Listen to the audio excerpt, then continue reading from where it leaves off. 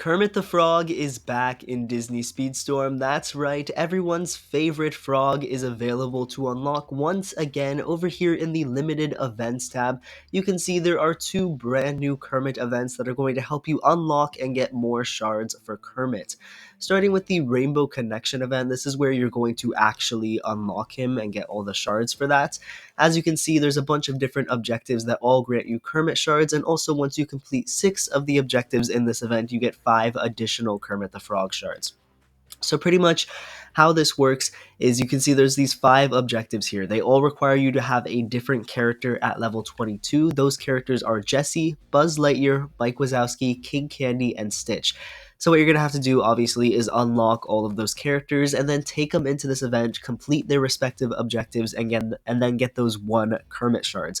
After you do that, you will have 5 of the 10 shards needed to unlock Kermit, and then in order to get the additional 5, obviously you have to complete 6 objectives, and the only other objectives in this event that don't require Kermit the Frog are the ones that require sadness. So pretty much in order to get all of the Kermit shards, you're going to need these 5 characters again: Stitch, King Candy, Mike, Buzz, and Jessie, and you're also going to need sadness, and you're going to have to complete all of those objectives, and then you will have the 10 Kermit shards. So I'm going to go ahead and do that really quick. Alright, there we go. We've completed the Jessie objective and gotten our first of 10 Kermit shards. Jessie's event is probably one of the easier ones, considering she is available relatively early on in the player rank system, so if you don't have Jessie unlocked yet, you can get her pretty easily via that method.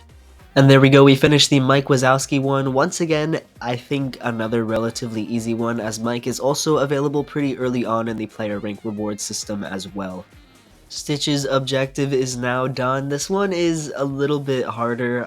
Stitch isn't really readily available for free-to-play players, but there is a lot of ways to purchase him. He's in the $5 selectable racer offer, or you can purchase his vault pass for $8, which will get you to unlock Stitch as well. Other than that, you're kind of just going to have to test your luck with the universal box, unfortunately, though he is also in the epic racer capsules on the player rank rewards as well. Buzz Lightyear's objective is now done.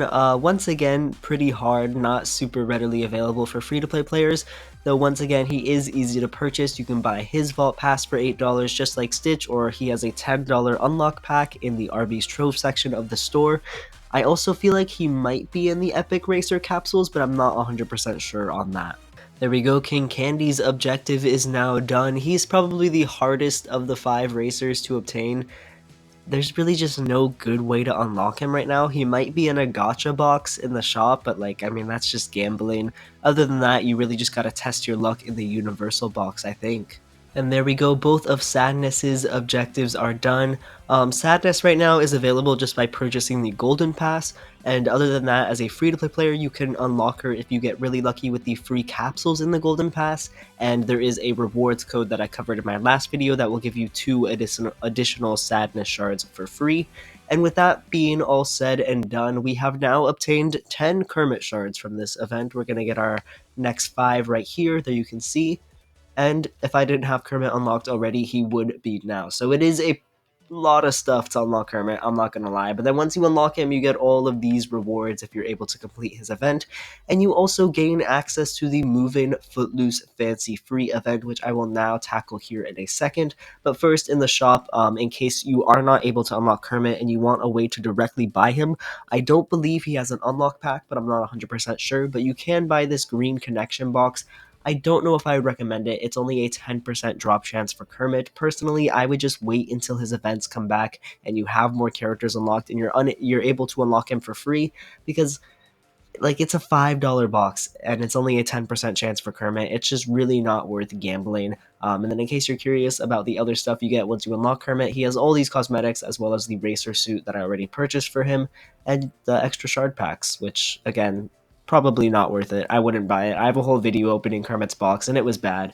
It was really unlucky. But we're going to upgrade Kermit just to level 35. I don't think I want to go further than this.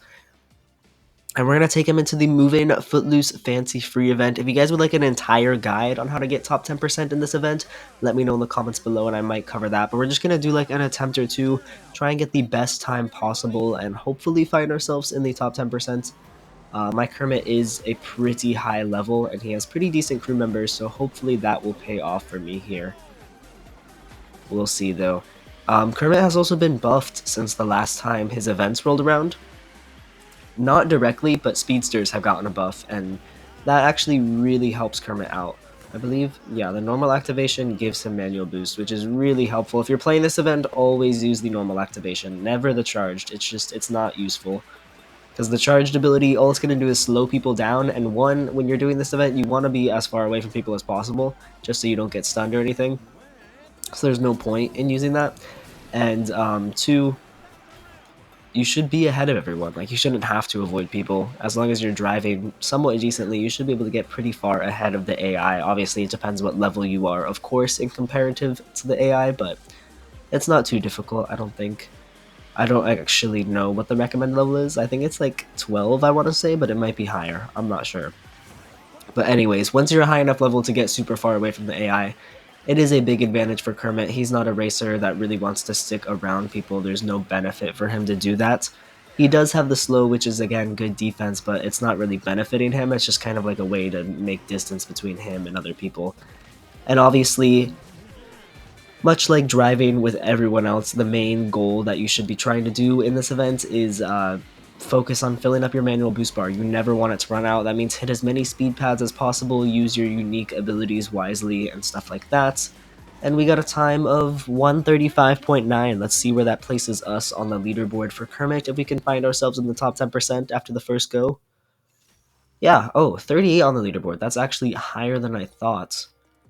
Yeah, honestly, I will take that. There's some other lower level Kermits that are higher up though, so we're gonna give it another attempt. The people with level 50 Kermits are crazy. The amount of money you got to spend on his box, I mean, like, it's your money, you spend it how you want. I'm definitely not gonna judge, but it's crazy.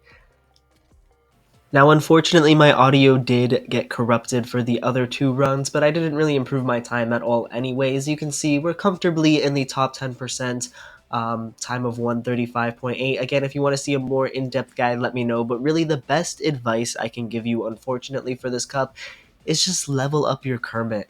I mean, it really sucks, and I do miss the regulated cups, as I feel like that is when Disney Speedstorm is at its best, but really just leveling up Kermit is the most you can do, because, like, as you can see with the leaderboard, there's clearly a correlation between having high level Kermits and getting a good time on the leaderboard. Like, if your Kermit is level 35 and above, you can pretty much just easily slide your way into the top 10% without even trying. And 3 stars, in my opinion, is where it gets really easy, because you get that extra crew member slot and your abilities level up and everything just gets a lot better when you hit level 30 with Kermit. But it's definitely doable to get into the top 10% with a level 20 or 25 Kermit.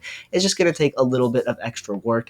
And, I mean, the rewards are still good even in the top 25 and 50%. But again, the top 10%, those 30 Robin the Frog shards are honestly pretty amazing. My Robin the Frog is now going to soar into the 3-star range, which is crazy high for an epic crew member. Like, I still don't have a ton of 3-star epic crew members on my account. And then obviously the 15 Kermit shards are really nice, and the other stuff is whatever. 6 universal box credits is cool, just not like the most enticing reward ever.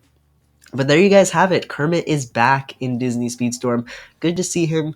Glad they're doing mid-season events. Kermit's events, they're not great. They weren't great when they first came out. I complained a ton about them, and it's basically just those events again. So I don't love them. I'm still not the biggest fan of how it works, but at least the people who got like 9 out of 10 shards last time should be able to unlock Kermit now, and all of the new players can hopefully get, 2 to 5 shards for Kermit or so. Hopefully just slowly get closer to unlocking him.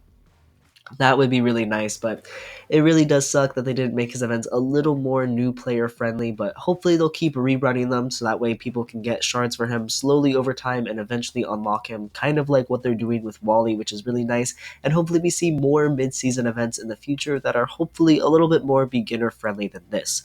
But thank you guys so much for watching. Again, I hope you enjoyed.